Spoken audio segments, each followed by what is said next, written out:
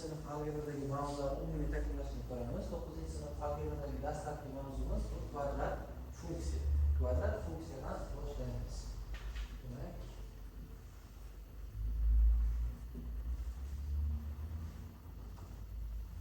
kvadrat funksiya. Aynan kvadrat funksiya deb nimaga aytiladi? Kvadrat funksiya degan narsa nimani tushunishimiz kerak?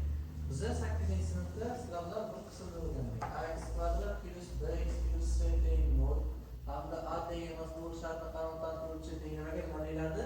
Kvadrat tenglar. Agar mana shu berilgan kvadrat tenglarning oldiga y teng ax kvadrat plus bx plus c ga o'zgartirsam, ana endi bu kvadrat funksiyaga o'zgaradi. Kvadrat funksiya. 8-sinfda sizlar chiziqli funksiyani o'rgandik. Chiziqli funksiyaning qaysi turlari bor edi? Y teng kx, y teng kx plus b. Ana endi u yerda nimaga chiziqli funksiya deganda biz aytdik, dekarpendilyar sistemasida funksiyaning grafigi to'g'ri chiziqdan iborat. Ana endi kvadrat funksiyaning grafigi, kvadrat funksiyada noma'lumlik darajasi necha? 2. Shu sababli kvadrat funksiya deyiladi. Kvadrat funksiyaning grafigiga parabola deyiladi. Ya'ni ikki shoxli degan ma'noda bo'ladi.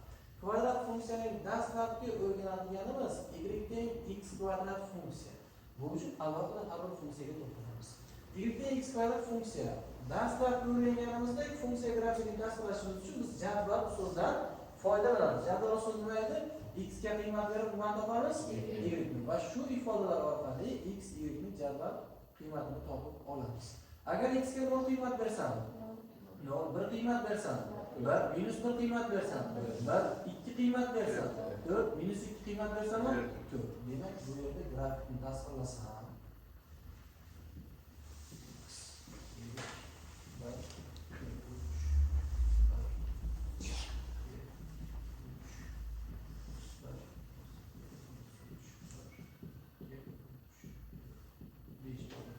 demak, nozor bo'ldi.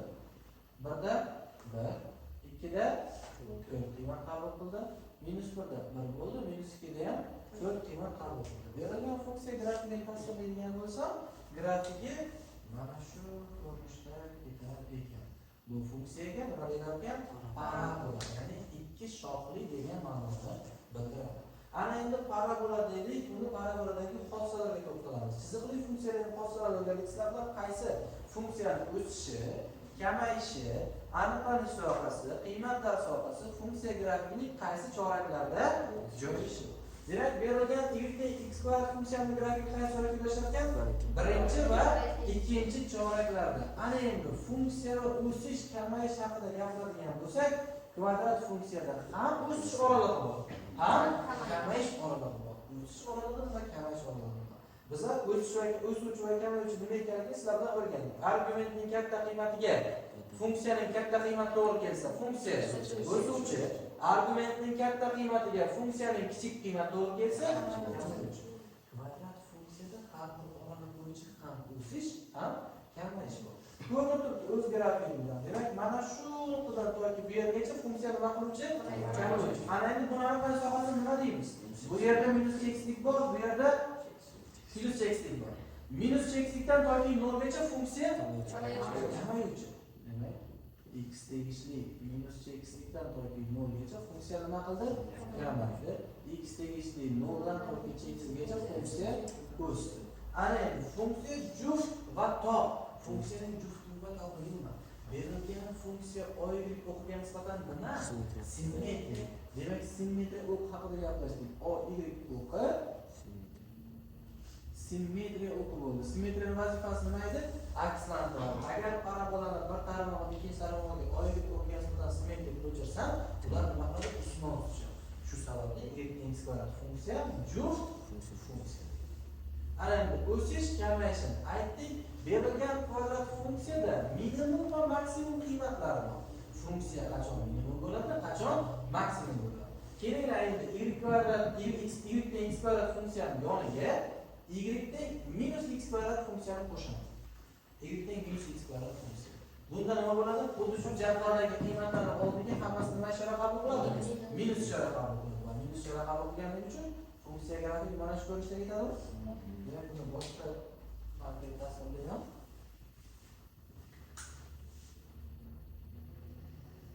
Mana shu ko'rinishda ketdimi? Endi bu funksiyada ham o'sish oralig'i bor, ham kamayish oralig'i bor.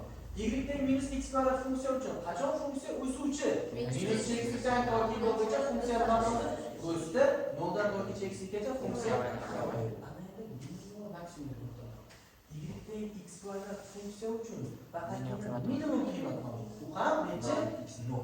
Y teng minus x kvadrat funksiya uchun esa maksimum. Bu necha? Tushuningizdan bu y teng x kvadrat funksiyaning o'zi. Ana endi y teng ax kvadrat funksiyaga to'xtalamiz. Y teng ax kvadrat funksiya. Y teng ax kvadrat funksiyada funksiyaning parabola tarmoqlarini yuqoriga va pastga qarashdan boshlaymiz. Birinchi o'rganganimiz, agar a 0 dan katta bo'lsa, parabola shoh qayerga qaraydi? Yuqoriga. Ikkinchisi, a 0 dan kichik bo'lsa, parabola shohi pastga. Ana endi men sizlarga o'rgatganim, a'ni orali jihatdan funksiya tarmoqlarining kengayishi va torayishi bor. Funksiya qachon kengayadi? Qachon kengayadi? Bu bir oralikda bo'lsa, funksiya qaysi o'qqa nisbatan yaqinlashadi? Ox o'qqa nisbatan. Demak, ox o'qqa nisbatan bunday yaqinlashdi, kengaydi. Agar berilgan funksiyada a 1 dan katta bo'lsa, funksiya nima qiladi? Grafika y ga nisbatan yaqinlashadi, torayadi. Ya'ni y ga nisbatan yaqinlashdi. Xuddi shunday. Berilgan a musbat uchun ko'rdik biz. Mana bu aloqalar hammasi musbat uchun. Agar a manfiy bo'lsa-chi, ya'ni 0 dan kichik a minus 1 dan katta bo'lsa nima bo'ladi? 0 bin minus 1 oraliq. Ox ga nisbatan yaqinlashadi. Ox ga nisbatan yaqinlashadi.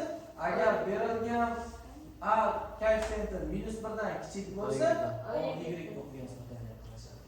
O'sish kamayish oralig'i y teng x kvadrat va y teng minus x kvadrat funksiyalari bilan ustma tushadi. Qachon o'sadi, qachon kamayadi? Agar a 0 dan katta bo'lsa, minus x-dan toki 0 gacha funksiya kamayuvchi, 0 dan toki x-gacha funksiya o'suvchi. Agar a 0 dan kichik bo'lsa, parabola shoh pastga qaraydi va shu sababli minus x-dan toki 0 gacha funksiya o'suvchi, 0 dan toki x-gacha funksiya kamayuvchi bo'lib ekan. Bu y teng ax kvadrat funksiyaning grafiki. Bitta chizmasini to'g'ri va kengayishga nisbatan chizamiz. Aynan faqat a 0 dan katta bo'lgani uchun.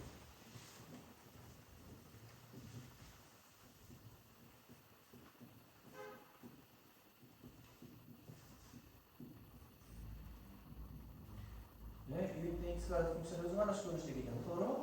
Bu ko'rinishda. Agar a 1 dan katta bo'ladigan bo'lsa, funksiyaning grafigi a 1 dan katta bo'ladi. Oylik o'rganishdan nima dedik? Yaqinlashadi. Mana bu ko'rinishda ketadimi? Agar berilgan funksiyani a 0 1 o'rtada bo'lsa-chi, funksiyaning grafigi qaysi o'rtada yaqinlashadi? Oylik o'ziga nisbatan yaqinlashar ekan. Demak, bu yerda har bittasini belgilab chiqaman. Buni o'zi y teng x kvadrat funksiya. Bu nima bo'ldi? Y teng ax kvadrat faqat a 0 1 oraliqda. Buchi bu ham y teng ax kvadrat faqat bunda shart nima? A 1 dan katta. Uch xil holat bo'yicha grafiklarni joylashuv. Eng qiziq taraf, uchalasida ham o'tish va kamayish oralig'i bir xil. Minus x-dan toki 0 gacha funksiya kamayuvchi, 0 dan toki x-gacha funksiya o'suvchi. Uchala holatda ham. Agar a 0 dan kichik bo'lsa, minus x-dan toki 0 gacha o'suvchi, 0 dan toki x-gacha funksiya kamayuvchi. Ana endi to'la kvadrat funksiya haqida gaplashamiz. To'la kvadrat funksiya qaysi? Y teng ax kvadrat plus bx plus c haqida gaplashamiz. Y teng ax kvadrat plus bx plus c funksiya grafikini tasvirlashimiz uchun qarang. Grafikini tasvirlash uchun zaruriy shartlar bor. Zarur, biz uchun topishimiz kerak. Ular nimalar? Birinchi x0, y0. Bu nima? Berilgan funksiyaning uchining koordinatasi. Xo'p, ikkinchi o'rganib topadiganimiz nima? x1 va x2. Bu nima? Funksiyaning nollari. Ana endi bularni topgandan keyin funksiya grafikiga eskiz orqali eskiz nima bo'ladi bizda? Y teng x kvadrat. Y teng x kvadrat funksiya xohlagan bir funksiya uchun grafik chizish uchun eskiz vazifasini bajaradi. Ana endi har bittasini topishni ko'ramiz. Har bittasini topish qanday? Men uchun x0 qanday topiladi? X0 topish formulasi minus minus b taqsimda 2a. Y nolni topish formulasi esa 4ac minus b kvadrat taqsimda 4a yoki x nima bo'ladi? Ya'ni y nolni hisoblash uchun a x nolni kvadrati plus b x nol plus c bilan topishim mumkin. Bu funksiyaning kvadrat funksiyaning uchining koordinatasi bo'ladi. Ana endi x1 va x2 ni topishni nima qilamiz? x1 va x2 ni topishimiz uchun y teng ax kvadrat plus bx plus c funksiyada nollari degani uchun ax kvadrat plus bx plus c ni nolga tenglashtiramiz. Bu qanaqa tenglar bo'lib qoldi? Kvadrat tenglar. Kvadrat tenglarni yechgandan keyin x1 va x2 ni olishimiz yetadi. Bu uchun nima kerak bizga? Diskriminant b kvadrat minus 4ac bo'yicha hisoblaymiz. Undan keyin x1 va x2 ni hisoblaymiz. Nima bo'ladi? Minus b plus minus ildizda d taqsimda 2a formulidan hisoblanadi ekan. Tushunarlimi? Yana bir narsa, ana shu yerda yozib ketaman, bir kichik fasl. x0 x1 plus x2 taqsimda 2 ga teng doim. Tushundingizmi? Xo'p, ana endi funksiya grafikidagi o'sish va kamayish holatlari. O'sish va kamayish holatlari a0 dan katta va a0 dan kichik bo'lgani uchun barchasi uchun nima bo'ladi? O'rinli. Faqat minimum va maksimum yana a ga qarab. a0 dan katta bo'lsa bizda qaysi mavjud? a0 dan katta bo'lsa minimum mavjud. Agar a0 dan kichik bo'lsa maksimum mavjud. Unda parabola shoh belgilari tasavvur qilishni yuqoriga qarasa minimum qiymat mavjud bo'ladi, parabola shoh pastga qarasa maksimum qiymat mavjud bo'ladi. Ana endi funksiya grafiklarini ma'lum bir choraklarda ko'ramiz. Ya'ni choraklarda ko'rish nima? A va D uchun har bir holatda nechtadan bor? 3 tadan. Ya'ni birinchisi bo'ladiganimiz A 0 dan katta, D ham katta 0 dan. Bu qanday tasvirlanadi? A 0 dan katta bo'lsa parabola shoh yuqoriga qaraydi, D 0 dan katta bo'lsa oy so'qini ikkita nuqtada kesadi. Ya'ni grafik tasvirlasak, mana x1 va x2 desam, mana shu ko'rinishga ketadimi? Qaysi chorakda joylashdi? 1 2 3 4 to'rtta chorakda joylashdi. Yaxshi. Ikkinchisi A 0 dan katta, lekin D 0 ga teng bo'lsa-chi? Bunda nima qiladi? x1 teng x2 teng nima bo'ladi? x0. Ya'ni mana shu deb tasavvur qilsam, bu holatda nima qilar ekan? Urinib o'tar ekan. Qaysi choraklarda joylashdi? 1 va 2. 1 emas, 1 va 2. Nimaga bu x2 to'g'ri to'qimni kesib o'tadi? Uchinchisi A 0 dan katta, lekin D 0 dan kichik. Bunda nima bo'ladi? O x o'qini kesmaydi ham, urinmaydi ham. O x o'qidan qayerda joylashadi? Yuqorida. Bunda ham qaysi choraklarda? 1 va 2. Ana endi to'rtinchisi A 0 dan kichik, D 0 dan katta. A 0 dan kichik, D 0 dan katta. Nima bo'ladi? Parabola shohi pastga qaraydi, x o'qini x o'qini kesgan tepasiga belgilayman, tushunarli bo'lishi uchun. Ya'ni mana shu ko'rinishda ketadimi? Qaysi choraklarda joylashdi? 1 3 4. Xo'p, ana endi beshinchisi A 0 dan kichik, D 0 ga teng. Bunda nima bo'ladi? O x o'qiga nima qiladi? Urinadi. Mana x 0 miqdorda urinadi. Chunki D 0 ga teng degan x1 teng, x2 teng, x0 ga degan. Bunda qaysi choraklarda joylashadi? 3 va 4. Xo'p, oltinchisi A 0 dan kichik, D ham 0 dan kichik. Demak, tasvirlaydigan bo'lsam, nima bo'ladi? O x o'qidan pastda joylashadi, parabola shoh pastga qaraydi. Tushunarlimi? Demak, bu funksiyalarimizni qaysi joylarda joylashuvi bo'lgan, har bitta funksiyamizni o'sish va kamayishiga to'xtalamiz. Birinchisida o'sish oraladi. X dan x-gacha kamayishi minus x minus x dan x0 gacha kamayadi, x0 dan x-gacha o'sadi. Minus x dan x0 gacha kamayadi, x0 dan x2gacha o'sadi. Demak, bitta narsa bor ekan.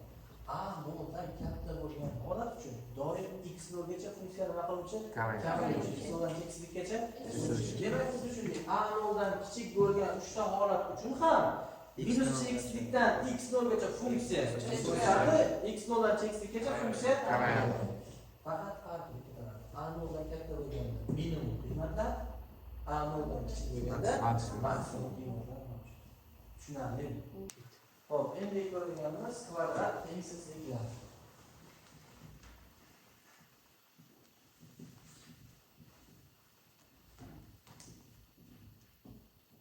Kvadrat tengsizliklar. Demak, ax kvadrat plus bx plus c katta 0 hamda a emas 0 shartini qaroqlantiruvchi tengsizliklarga kvadrat tengsizliklar deyiladi. Bilamizki, tengsizlik ishorasini nechtasini o'rgandikmiz? Ham qat'iyda ikkita, ham noqat'iyda ikkita. Jami 4 xil tengsizlik kelishi mumkin o'rnida bu yerda. Faqat kvadrat tengsizlik bo'lishi uchun tengsizlikni albatta o'yin qismida nima bo'lishi kerak? 0 bo'lishi kerak. To'g'ri, son holatda kelishi mumkin, uni kvadrat tengsizlikka, ya'ni kvadrat tenglik ko'rinishiga yasab olamiz. Ana endi kvadrat tengsizlikni yechishimiz uchun biz berilgan kvadrat tengsizlikdagi kvadrat tenglikni ko'paytirishga ajratishimiz kerak. Qanday ko'paytirishga ajratamiz desa, eslaringizda bo'lsa, kvadrat tengliklarni o'tish jarayonida ko'paytiruvchilarga ajrating degan narsada aytgan edik. A kara x minus x1 kara x minus x2 ko'rinishda berilgan ko'paytmaga aylantirilgan kvadrat tenglik bo'ladi. Ana endi berilgan kvadrat tengsizlikni ham xuddi shunday ko'paytirishga ajratishimiz kerak. Ajratganimizda mana shu holatda endi teng 0 o'rniga nima bo'ladi? 0 dan katta. Demak, a kara x minus x1 kara x minus x2 katta 0 ko'rinishda keltirilgandan keyin kvadrat tengsizlik yechiladi. Kvadrat tengsizlikni yechishimiz uchun biz son to'piga murojaat qilamiz va har biri 0 ga erishtiruvchi qiymatlarni aniqlaymiz. 0 ga erishtiruvchi qiymat birinchisi x1 tengsizlikni qat'iy bo'lgani uchun kirmadi. Ikkinchisi x2 tengsizlikni qat'iy bo'lgani uchun kirmadi. Ana endi oraliqlarni olamiz. Bizda 3 ta oraliq mavjud bo'ldi. Bittasi x2 dan katta, bittasi x1 dan x2 gacha, bittasi x1 dan kichik. Va shu oraliqlarda har bir oraliqda tegishli bo'lgan bitta qiymat berishlik ketadi. Qiymat olamiz. Ixtiyoriy qiymatni o'rniga keltirib qo'yamiz, ishorani aniqlaymiz. 0 dan katta bo'lsa plus, 0 dan kichik bo'lsa minus, 0 dan katta bo'lsa plus, 0 dan kichik bo'lsa minus. Endi kvadrat tengsizlikni yechib ko'ramiz. X kvadrat minus 5x plus 6 katta 0. To'g'ri, nima aytilgan haqiqatga? X minus 2, x minus 3. X minus 2, x minus 3 katta 0 bo'ldi. Katta teng bo'lsin va bundan qilsin. Ana 0 ga erishuvchi qiymatlarni belgilayman. Qaysilar?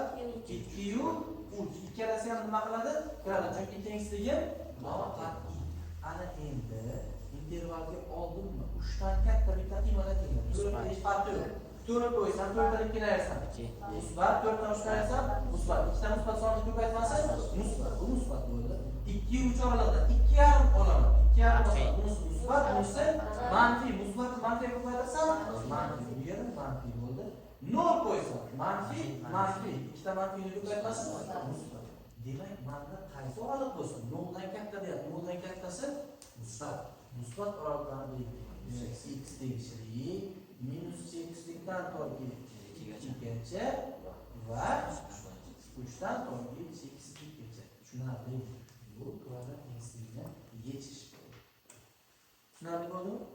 Ana endi kvadrat tengsizlikni kvadrat funksiya yordamida yechish degan, ya'ni grafik yordamida yechish. Bittasini qisqa qilib tushuntiraman. Demak, kvadrat funksiya mana shu ko'rinishda bo'ldi. Mana tengsizlikning ikkinchi qismida mana bu yerdagi a turibdi. Endi savol qo'yaman. Mana shu a dan katta bo'lsin. Mana kvadrat funksiya y teng ax kvadrat minus bx plus c keladi va mana shu y katta bo'lsin a dan. Qaysi holatda a dan katta bo'ladi? Bu uchun qanday topishim kerak? Buni bajarishim uchun bunday to'g'risini o'tkazaman. Kesishgan nuqta bormi? Mana bu nuqta va bu nuqta. Bu nuqtani bittasini x1 deyman, bu nuqtani esa x2 deyman. To'g'rimi? Demak, katta bo'lishi uchun mana shu a dan katta bo'lishi uchun y qaysi qiymatlarni qabul qilishi kerak? Minus cheksizlikdan toki x1 gacha, x2 dan toki x cheksizgacha. Nimaga? Mana bu nuqtani x2 dan katta qiymatlarni qabul qiladi. Bu nuqtani esa x1 dan kichik qiymatlarni qabul qiladi. Buni bajarishim uchun ax kvadrat minus bx plus c nima deb yechaman? Katta a dan deb yechishim. A deb yozdim. B bo'lmasa ekan, boshqasiga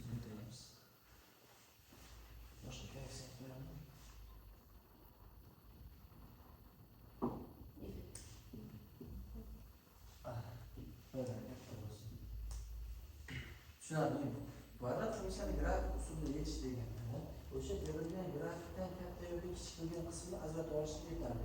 Agar menda p dan kichik bo'lsa desa nima qilaman? P dan kichik oralig'i x dan toki x gacha. Yana nima tushunish uchun? Qachon kvadrat funksiya musbat desa nima qilaman? Qachon kvadrat funksiya musbat bo'ladi? Minus x dan x1 gacha, x2 dan x gacha. Qachon funksiya manfiy desa nima qilaman? x1 dan toki x2 gacha. Nimaga? Ox o'qidan pastdagi qismi manfiy, ox o'qidan yuqoridagi qismi musbat. Qachon 0 ga teng desa nima qilaman? x1 va x2 ni olishim yetarli. Tushunarli? Bu kvadrat tengsizligini kvadrat funksiya tariqasida, ya'ni grafik tariqasida yechish bo'ldi. Endi funksiyaning aniqlanish sohasiga to'xtalamiz. Kvadrat funksiyadagi aniqlanish sohasi nima? Bizda ixtiyoriy f(x) funksiya berilgan bo'lsa, bu funksiya. Qanaqa funksiyalarga nom? Chizimli funksiya bo'lishi mumkin, kvadrat funksiya bo'lishi mumkin, kosmik funksiya bo'lishi mumkin, daraja qatnashgan funksiya bo'lishi mumkin, farqi yo'q. Funksiyaning aniqlanish sohasi nima desa, x qabul qilishi mumkin bo'lgan qiymatlar to'plami. Funksiyaning qiymatlar sohasi nima desa, f(x) qabul qilishi mumkin bo'lgan qiymatlar to'plami. Demak, bu aniqlanish sohasi. Bu nima bo'ldi? Qiymatlar sohasi. Demak, ikkita narsa bor. Funksiyadagi x argument qabul qilishi mumkin bo'lgan sonlar to'plami buning aniqlanish sohasi. Mana shu argumentlardan qo'yganimizda kelib chiqadigan sohamiz funksiyaning qiymatlar sohasi. Deylik, masalan, mana shu funksiyada qanday soha bor? X tegishli x tegishli lekin y tegishli y noldan chekligacha. y noldan toki qayergacha? Cheksizgacha. Unda eng kichik qiymat mavjud. Tushunarli? Bu funksiyaning aniqlanish va qiymatlar sohasi. Ana endi funksiyaning juft va toqligi. Funksiyaning juft va toqligi. Juft funksiya nima va toq funksiya nima? Shuni olamiz. Juft funksiya deganimda agar f(x) teng f(-x) qiymatini qabul qilsa, bunday funksiyaga juft funksiya deydi. Ya'ni argumentning qarama-qarshi qiymatlarida funksiya teng qiymat qabul qilsa, funksiya juft funksiya. Deylik, masalan, y teng x kvadrat funksiya juft funksiya. Nimaga? X o'rniga 1 qo'ysam 1, minus 1 qo'ysam ham 1. 2 qo'ysam 4, minus 2 qo'ysam ham 4. X ni qarama-qarshi qiymatlarida funksiya bir xil qiymat qabul qiladi. Shuning uchun funksiya qanaqa deyiladi? Juft funksiya deyiladi. Ana endi toq funksiya nima desa, berilgan f(-x) minus f(x) ga teng bo'lsa, bu toq funksiya deyiladi. Bu nima desa, bunga y teng x kub misol bo'ladi. Y teng x kub. 1 qo'ysam 1, minus 1 qo'ysam minus 1. Oldiga minus qo'ydim. 2 qo'ysam 8, minus 2 qo'ysam minus 8. Bu toq funksiya. Tushunarli? Va najuft va natoq funksiyalar bor. Bunda ular bu najuft va natoq bo'lsa shuni ham tushuntirib ketay. Agar f(x) teng emas f(-x) ga va f(-x) teng emas minus f(x) ga bo'lsa, bunday funksiyalarga najuft, natoq funksiyalar deyiladi. Juftga ham kirmaydi, toqqa ham kirmaydi. Tushunarli? Juft va toq tushunarli bo'ldi, ma'nosi. X ga qarama-qarshi son qo'yganimda y ning qiymatlari bir xil chiqishi kerak. Unda juft bo'ladi. Agar x ga qarama-qarshi qiymatlar qo'yganimda birinchi qo'ygan qiymatimda qarama-qarshi chiqsa, unda funksiya toq funksiya bo'ladi. Tushunarli? Bu funksiyaning aniqlanish sohasi, qiymatlar sohasi, funksiyaning juft va toqligi. Ana endi o'sish va kamayishga to'xtalamiz. Funksiya o'sishi va kamayishi nima? Demak, bizga f(x) funksiya berilgan.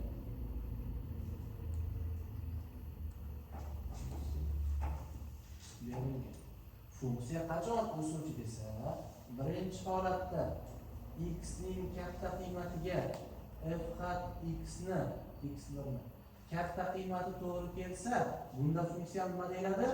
O'suvchi. Ya'ni argumentning katta qiymatiga funksiyaning katta qiymati to'g'ri kelsa, funksiya o'suvchi. Agar argumentning katta qiymatiga funksiyani kichik qiymati to'g'ri kelsa, bunda funksiya kamayuvchi deyiladi. Bu funksiyaning aniqlanish sohasi, top juftligi, funksiyaning o'sish va kamayishi. Aynan bizga kerak bo'ladigan qismlarda funksiya qachon o'suvchi bo'ladi, qachon kamayuvchi bo'ladi, funksiya qachon top bo'ladi, qachon juft funksiya bo'ladi. Tushunarli? Hali endi o'rganadiganimiz daraja qatnashgan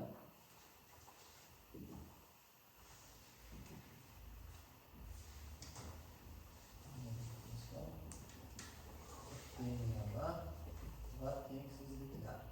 Daraja qatnashgan tenglama va tengsizliklar. Bular nima?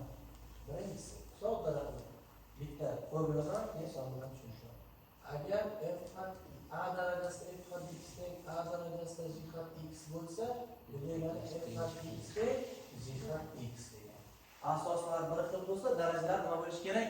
Teng bo'lishi kerak. Deylik, masalan, bizda 2 ni x kvadrat x teng 2 ni 4x plus 4x. Asos bir xilmi? Asos bo'ladi, farqi. Hisoblaymiz. Asos bir xil bo'ladigan bo'lsa, darajalar ham nima qiladi? Teng bo'ladi. Va shuni ishlashimiz uchun darajani o'zaro tenglashtirib yetishim yetarli. Tushunarli?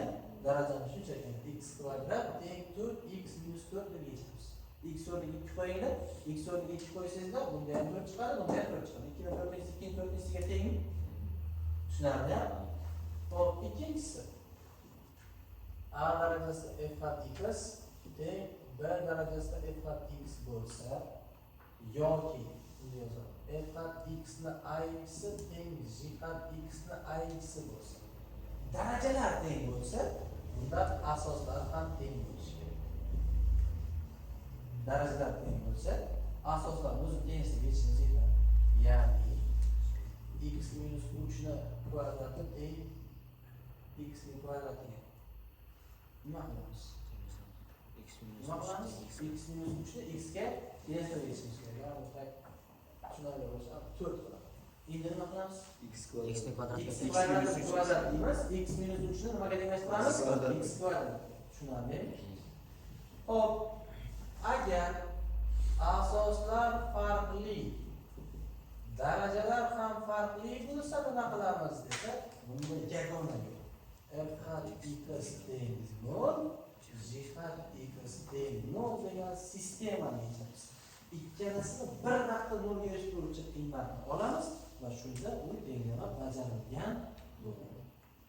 Misol, deylik, masalan, 3 ni x kvadrat minus 4x plus 5 teng bo'lishi kerak 2 ni x kvadrat minus 3x plus 2x. Shu ko'rinishda.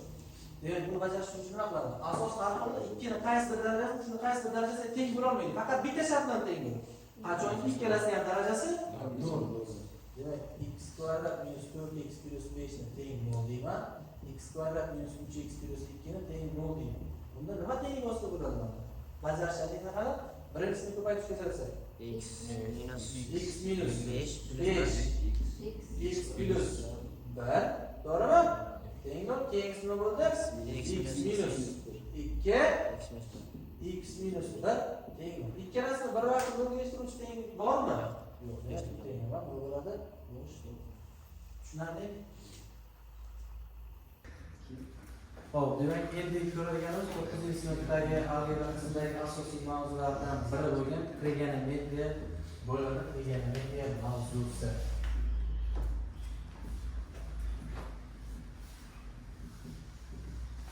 Trigonometriya bu juda katta bo'limlardan bittasi hisoblanadi. Trigonometriya burchaklar, ular ustidagi hisoblar, amallarni o'rganuvchi bo'limi, algebra bo'limi. Bu trigonometriya deyiladi. Burchak kattaligi, burchaklar ustidagi amallar, ularni qo'shish, ayirish, ko'paytirish, bo'lish, orasidagi burchaklarni topish, shakllar orasidagi burchak, ularning barchasi trigonometriya bo'limida o'rganiladi. Aynan trigonometriya bo'limi bizga kirib keladigan qismi dastlab tushunarli bo'lishi uchun to'g'ri burchakli uchburchakdan boshlaymiz. To'g'ri burchakli uchburchakdan kelamiz, trigonometriyaga olib kelamiz. Xo'p, bu nima degani? Bitta burchagi 90 gradusga teng bo'lgan uchburchakka to'g'ri burchakli uchburchak deyiladi. To'g'ri burchakli uchburchakda tomonlar nomlari bor. Qaysi nomlar? To'g'ri burchakka yopishgan tomonlariga uchburchakning katetlari deyiladi. A, B, katet. to'g'ri burchak qarshisidagi tomoni esa gipotenuza deyiladi. Nima uchun buni nomlab yozdim? Sabab hozir trigonometriya elementlarini o'rganayotganimizda biz shu nomlarga murojaat qilamiz. Katet va gipotenuza so'ziga murojaat qilamiz. Bu nima? Ana endi asosiy mavzuga berilgan burchakning sinus, kosinus, tangens, kotangens qiymatlari bular nimani ifodalaydi? Sinus, kosinus, tangens va kotangens. Bular nima o'lchov? Nima ma'noni bildiradi ko'ramiz. Berilgan burchakning sinusi deb, ya'ni bizga qaysi burchak berilgan? Alfani. Shu burchakning sinusi deb, alfa burchakning sinusi deb berilgan burchak qarshisidagi katetning uning gipotenuzaga nisbati bilan o'lchanadigan kattalikka berilgan burchakning sinusi deyiladi. Tushuntirdimmi? Berilgan burchakning kosinusi, tangensi va kotangensi har bittasiga alohida yoziladi. Berilgan burchakning kosinusi nima desa, shu burchakka yopishgan katetning uning gipotenuzaga nisbati bilan o'lchanadigan kattalikka aytiladi. Qarshidagi katetning nisbati sinus bo'ldi, yopishgan katetning nisbati nima bo'ldi? Kosinus. Tangens nima desa, qarshidagi katetning yopishgan katetga nisbatiga tangens deyiladi. Yopishgan katetning qarshidagi katetga nisbatiga kotangens deyiladi. Tangens va kotangens nima? Teskari. Ana endi tirasin ko'ramiz. Tangens va kotangensning bog'liqligini sinus va kosinus orqali ham topib olishimiz mumkin. Bu nima degani desa, tangens alfa, sinus alfa taqsimda kosinus alfaga teng. Nimaga? Ikkalasini shunga nisbat o'yla, s bilan s nima qiladi? Qisqaradi, a taqsimda bo'ladi. Kotangens alfa ham xuddi shunday. Kotangens alfa nimaga teng desa, berilgan burchakning kosinus qiymatini uning sinus qiymatiga nisbati bilan o'lchanadigan kattalikka kotangens deyiladi. Bu to'g'ri burchakli uchburchak uchun trigonometrik elementlar va ularning nomlanish ta'riflari bor. Aynan kosinus nima, sinus nima, tangens nima, kotangens nima. Ana endi asosiy trigonometrik ayna qismiga kirayotganimizda biz birlik aylana tushunchasiga murojaat qilamiz. Birlik aylana bu nima? Descartes koordinatlar sistemasini olamiz. Bir birlik o'lchovni kattaroq belgilayman.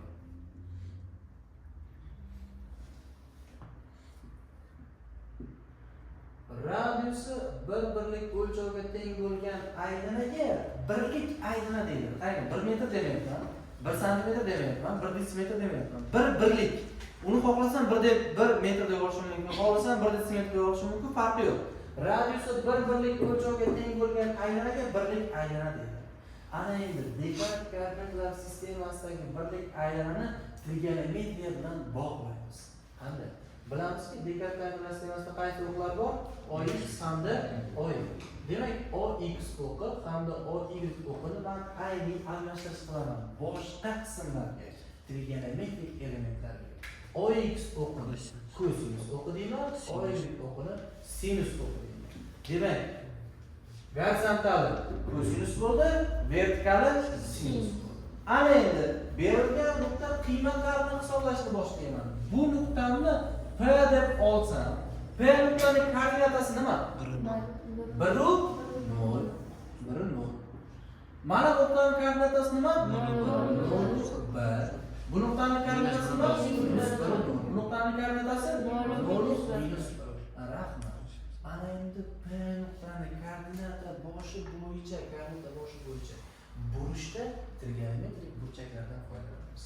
Trigonometrik burchaklar burishlar haqida ketdi. Xo'p, radiusi bir birlikka teng bo'lsa, aylana o'zligini topish formulasi qanday edi? S-dan 2 pi r ni va mandarin nechiga teng? 1 ga. Demak, aylana uzunligi nechiga teng qoldi? 2 pi ga. Rahmat. Bitta to'liq mana shu nuqtadan shu nuqtagacha to'liq aylanib kelish necha gradus ifodalaydi? 360 gradus. Bu degani 2 pi nechiga teng? 360 ga. Bitta to'liq aylanib chiqishi 360 gradusni bildiradi. Demak, bu deganda 2 pi kattaligi nechiga teng? 360 gradusga. Pi kattaligi necha bo'ladi shunda? Rahmat. Demak, birlik aylanadi yarmi nimani berdi? Pi ni berdim. Mana bu nuqta nimaga teng bo'ldi? Pi ga. Uni yarmi nimaga teng bo'ldi? Pi taqsim 2 ga. Rahmat. Pi piga uni yarmini qo'ysam Uch pi taqsim. 2 va bunga yarmini qo'ysam 2 pi. e'tibor beringlar. 0 bilan 2 pi nima qildi? Ustma-ust tushdi. Sabab nima? 360 gradus o'sha joyga qaytib aylanib kelish. 0 gradusda turgan joyga 360 gradusdan kelsa o'sha joyga o'ziga ustma-ust tushadi. Bu trigonometriyada burchaklar va birlik aylanadagi gradusni bog'lab. Ana endi berilgan P nuqtani koordinata boshi bo'yicha ma'lum bir nuqtaga burishlarni ko'ramiz. Ya'ni mana P nuqtadan yerga keltirdim. Bundan nima ishdan boshladi desa, mana bu alfa burchakka nima qilgan bilaman. Burgan bo'laman P nuqtani 30 gradusda, 40 gradusda, 50 gradusda mana shu nuqtani shu yerga ko'tardim. Ana endi gradus bilan burilishga keldik. Gradus nima?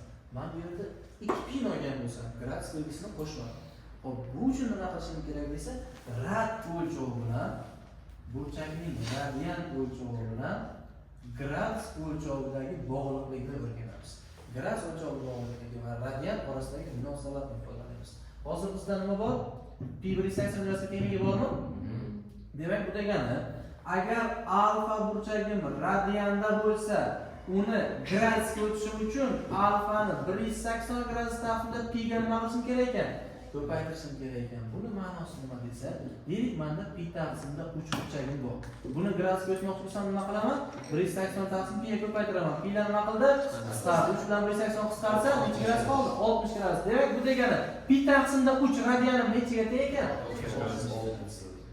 Agar berilgan burchagim gradusda bo'lsa, uni radianga o'tishim uchun nima qilaman desa, pi taqsimda 180 ga ko'paytiraman.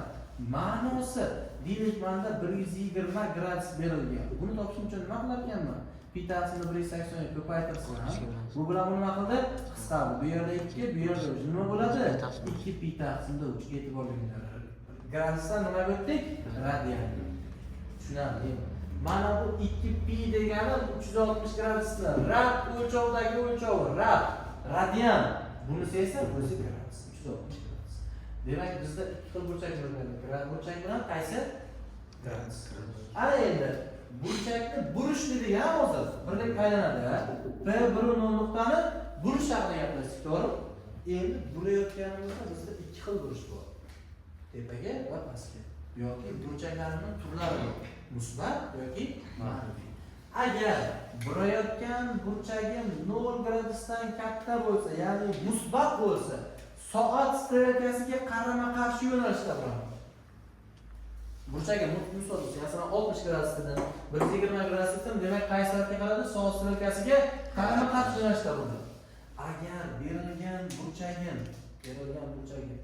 0 gradusdan kichik bo'lsa, bunda soat strelkasi bo'ylab turadi. Soat strelkasi bo'ylab turadi. Tushunarli? Bu degani masalan -60 gradus desa, qayerga tushish kerak? Pastga tushish kerak. Endi Descartes koordinatalar sistemasida nechta chorak bor edi? 4. Xuddi shunday birlik aylanada ham choraklar bor. Ayni misollar kelishi mumkin bo'lgan qismi. Birlik aylanadagi choraklar nima desa, demak masalan P nuqtani 60 gradusga burdim. Qaysi chorakka tushadi? Birinchi chorakka. Nimaga? Mana bu pi taqsimda 2 necha gradus? 90 gradus. Men 60 gradusga burdim. 90 ga yetib bordimi? Yo'q. Qaysi chorakda qoldi? Agar berilgan burchagim 120 gradus bo'lsa-chi? Ikkinchi. 90 ga qaysi chorakka tushadi? Ikkinchi chorak. -30 gradus desamchi? To'rtinchi. P dan pastga tushdi. Tushundingizmi? Bu P nuqtani koordinata boshi bo'yicha ma'lum bir burchaklarga nima qilish? Burish.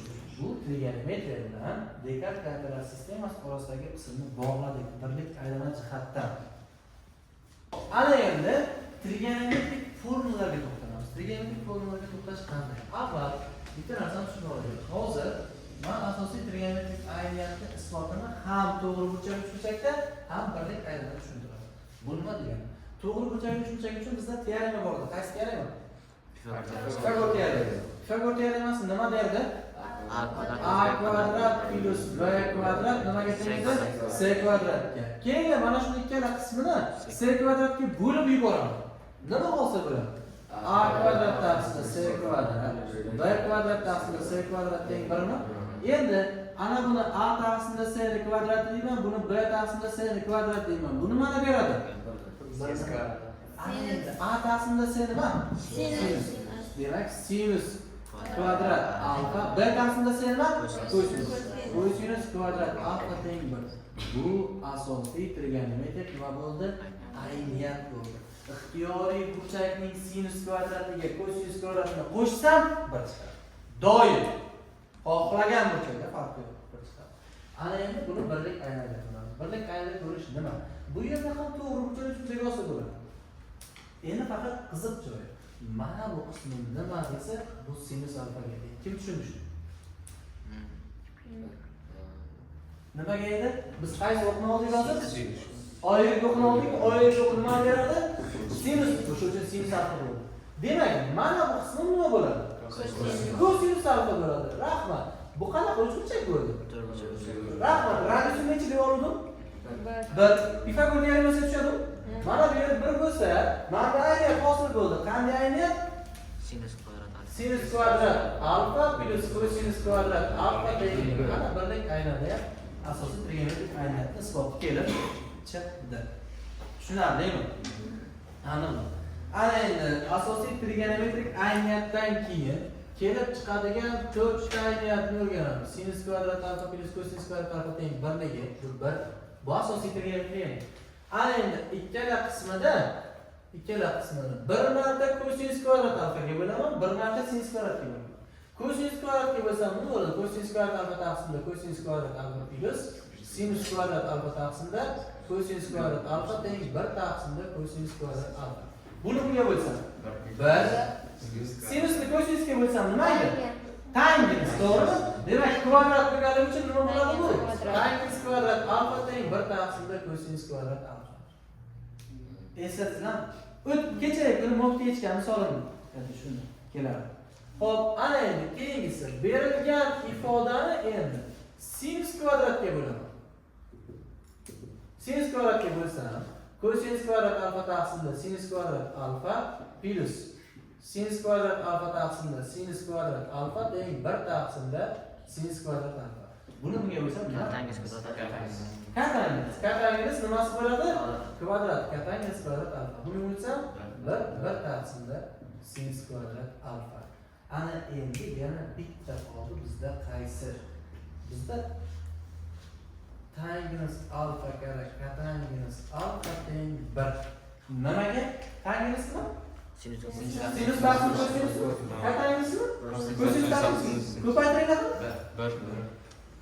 Tushunarlimi? Mana bu 4 ta formula, 4 tasi asosiy trigonometrik ayniyatdan kelib chiquvchi formulalar hisoblanadi, ayniyatlar hisoblanadi. Mana shu 4 tasi. Tushunarlimi? Bu trigonometriyadagi, ya'ni trigonometrik elementlardagi asosiy formulalar va tushunchalar. Qismiy tushunchalar. Xo'p, endi ko'radiganimiz arifmetik progressiya.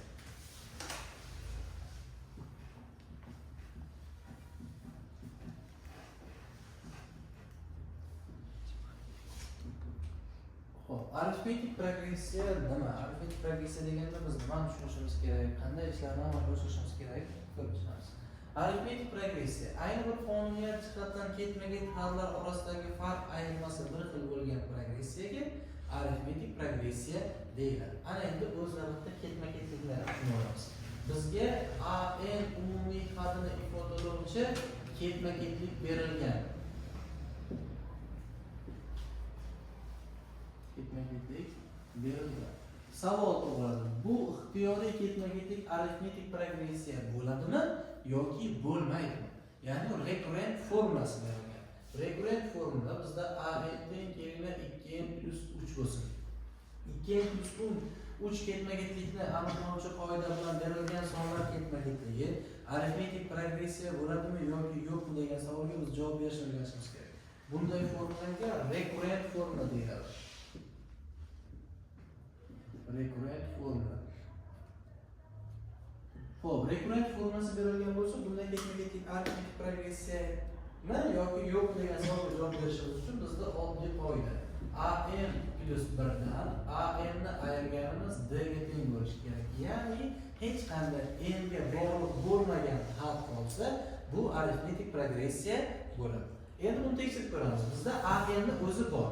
A n plus 1 ni topishim uchun n ni o'rniga n plus 1 qo'yib hisoblashim yetarli. Plus 3 soddalashtiraman. 2n plus 2 plus 3 natija 2n plus 5 bo'ldimi? Menda a n nimaga teng? 2n plus 3 gami n ni nima topishim kerak? 2n plus 5 dan ayirishim kerak 2n plus 3 dan. Nima qoladi? 2n ga ketadi.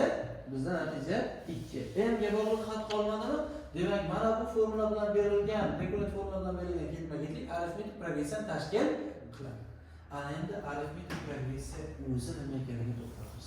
Arifmetik progressiya bizga A1, A2, A3 va hokazo An ketma-ketlik berilgan bo'lib, bu yerda har bir xatlar ayirmasi bir xil qismni tashkil qilsa,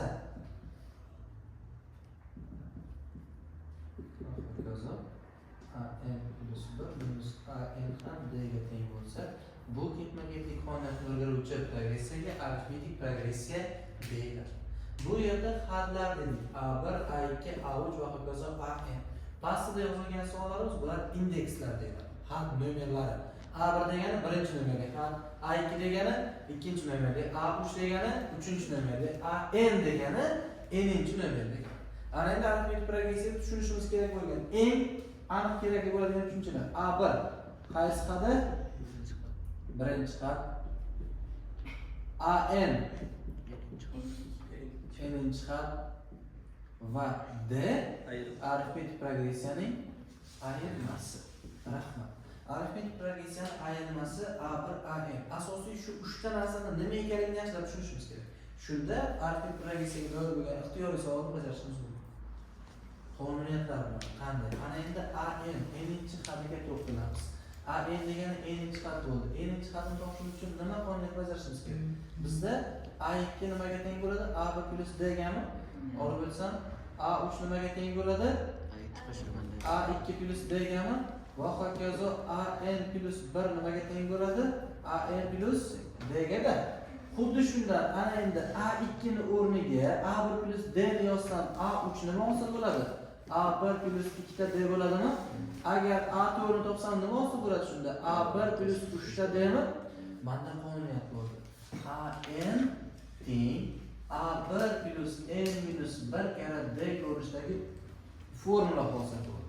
Bu formulaga arifmetik progressiyaning n'inchi xatini topish formulasi deyiladi. Ana endi arifmetik progressiyaning n'inchi xatini topish formulasidan keyin biz arifmetik progressiyaning dastlabki n ta xati yig'indisi va arifmetik progressiyaning xossalariga to'xtalamiz. Xossalar. Qanday xossalar bor edi? Birinchisi A2 teng A1 plus A3 taqsimda 2. Buni isbotini ko'rgan. Qanday isbotlanadi? A1 plus A3 ni o'rniga yozaman, A1 plus 2 ta D yozaman, taqsim 2. Bu nimaga teng bo'ladi? A1 plus D ga. O'z-o'zidan A1 plus D degani bu A2 ga teng bo'ladi. Keyingi xossamiz An teng An minus 1 plus An plus 1 taqsimda 2 ga. Ya'ni ixtiyoriy xatidan oldingi va keyingi xatlar yig'indisini yarmi o'rtada turgan xatga teng bo'ladi. Deylik, masalan, A50 ni topmoqchiman. Menda A49 bor, A51 bor. Uni topishni qilyapman. A49 ga A51 ni qo'shib 2 ga bo'laman. Shunda A50, 50-chi nomerdagi xatga kelib chiqadi. Xo'p, undan keyingisi aynan xuddi shu n bilan bog'liqligi. O'tgan safar nokta ko'rdik shuni. An plus L plus An minus L. Ixtiyoriylar orasidagi farq bilan xatlanuvchi xatlar yig'indisining yarmi ham n'inchi xatini beradi. Deylik, masalan, 50-chi xat turibdi bizda. 50-chi xatdan 20 ta oldingi xat qaysi? 20 ta keyingi xat qaysi? Qo'shsak 2 ga bo'lsak A50 kelib chiqadi. Tushunarli? Bu n bilan bog'liq. Undan keyingi xossasi nima edi bizda? An plus Ak teng bo'ladi nimaga? An plus Al ga. Qachonki n plus k n plus l ga nima bo'lsa teng bo'lsa. Demak, indekslar yig'indilari teng bo'luvchi ikkita xatlar yig'indisi, qo'sh ikkita xatlar yig'indisi o'zaro teng bo'ladi. Misol uchun bu yerga 9 olsam, bu yerga 9 olsam, bu yerga 9 oldim, bu yerga 10 oldim. Bu yerga 12 olsam, bu yerga necha olishim kerak? 9 va 10, 12 va 7. Demak, 9-nomerli xatga 10-nomerli xatni qo'shganim, 12-nomerli xatga 7-nomerli xatni qo'shganimga nima bo'lar ekan? Teng bo'lar ekan. Xo'p, ana endi arifmetik progressiyaning dastlabki endi haddiy yig'indisiga to'xtalamiz. Dastlabki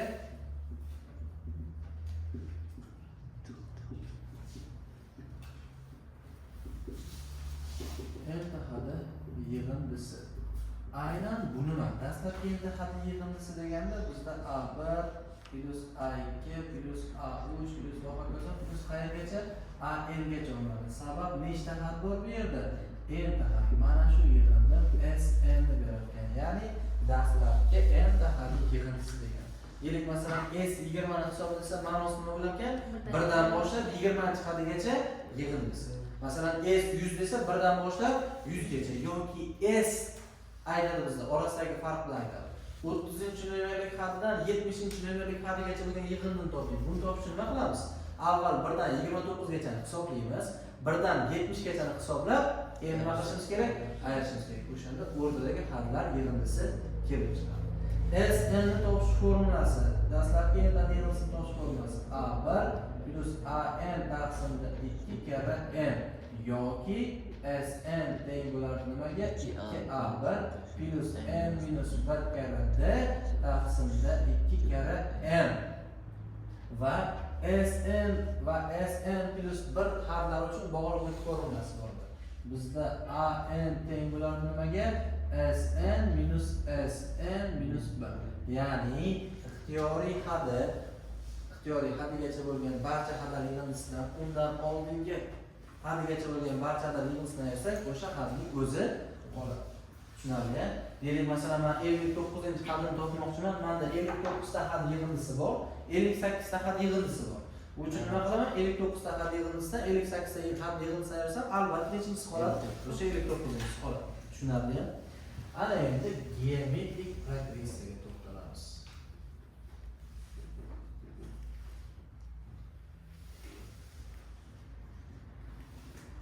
Geometrik progressiya. Berilgan geometrik progressiya nimani ifodalaydi? Bizga B1, B2, B3 va hokazo Bn ketma-ketlik berilgan bo'ladi. Bu ketma-ketlikda ayni bir xatlar orasidagi farq nisbati teng bo'lsa,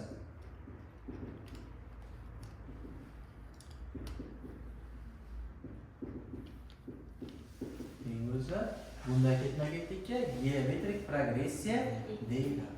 Ya'ni ma'nosi aynan geometrik progressiyada ham tushunchalar bor. Xuddi arifmetik progressiyada birinchi hadi, n'inchi hadi va d bo'lgan kabi geometrik progressiyada ham tushunchalar bor. Qanday tushunchalar desa, bizda B1 nimani beradi? Birinchi hadi.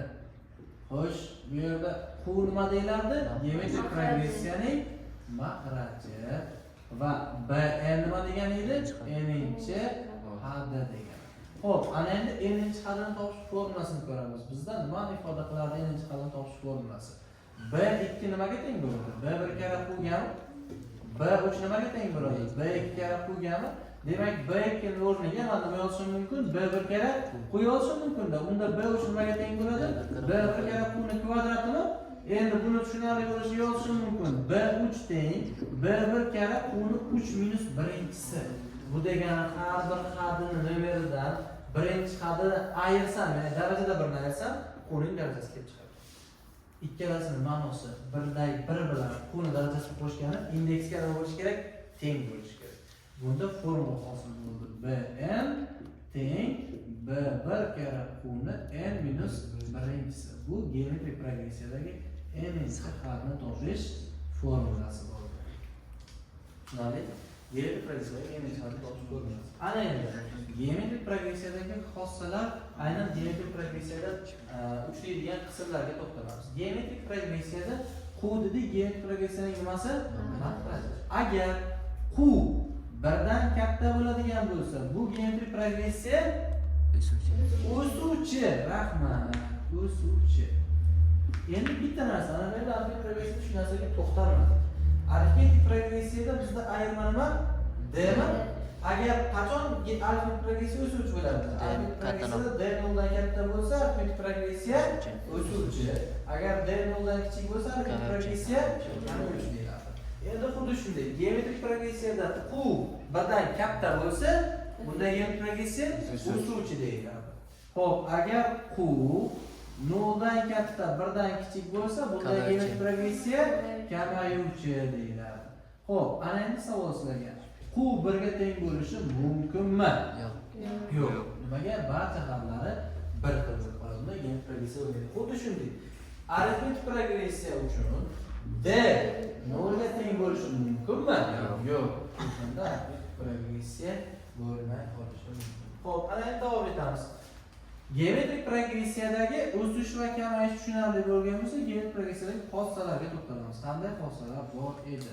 B2 teng ildiz ostida B1 kara B3. Nimaga? Buni isbotini ko'rgandik. Qanday?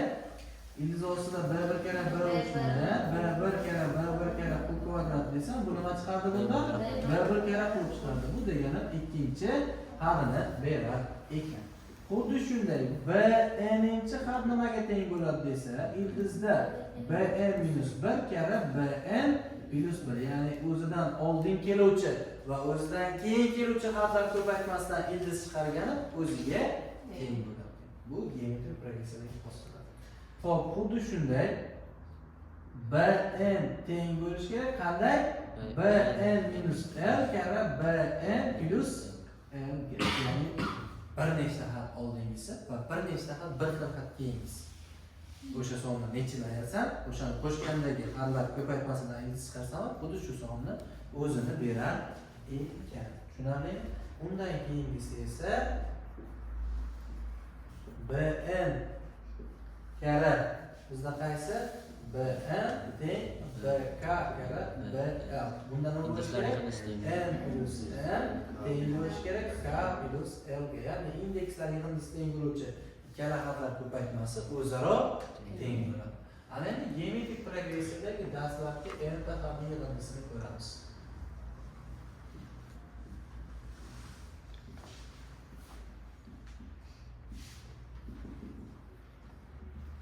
Dastlabki n ta had yig'indisi bu nimani beradi? Geometrik progressiyada dastlabki n ta had yig'indisi desa b1, b2, b3, b4 plus hokazo plus bn. Ya'ni nechta had degani? N ta had yig'indisi degani. Bu nimani berardi bizda? Sn. Sn degani dastlabki n ta hadning yig'indisi tushunilar ekan. Xo'p, bundan nima topib qolaman desa, Sn ni topish bo'lmas qanday edi? B1 kara b minus q ni n-si taqsimida b minus q formula bilan topilar edi. Geometrik progressiyaning dastlabki n ta hadini yig'indisini topish formulasi. Tushunarli? Mana bu xossamiz bn teng sn minus sn minus 1 geometrik progressiya uchun ham o'rinli. Chunki had yig'indisi deganda faqat qo'shilma tushunilyapti. Endi geometrik progressiyani arifmetik progressiyadan farqlovchi bir qismi bor. Qaysi edi? Cheksiz kamayuvchi geometrik progressiya.